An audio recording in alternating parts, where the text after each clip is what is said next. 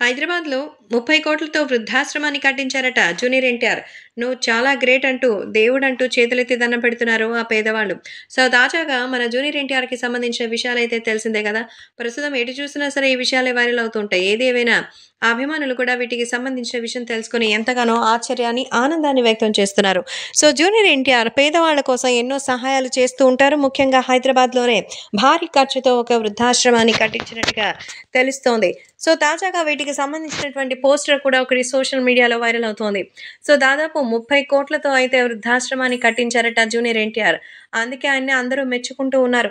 So, ఎంతోమంది పేదవాళ్ళు నిరాశ్రయులుగా ఇబ్బంది పడుతున్నారని, వాళ్ళకి వైద్యం, అలాగే ఆహారం సమృద్ధిగా ఉండేలా ఆ ఆశ్రమాన్నయితే కట్టించినట్టుగా తెలుస్తోంది.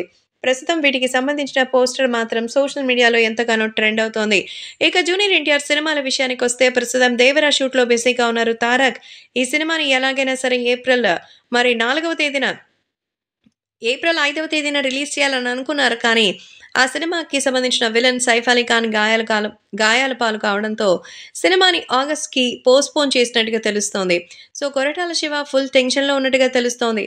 ఆచార్య ఇచ్చిన దెబ్బకి కొరటాల స్క్రిప్ట్ విషయంలో 2 ఏళ్లు ఎక్స్‌ట్రా తీసుకున్నటువంటి జూనియర్ ఎన్టీఆర్ కొడితే బ్లాక్ బస్టర్ అవ్వాలనే గట్టి పట్టుదలతో ఉన్నారు.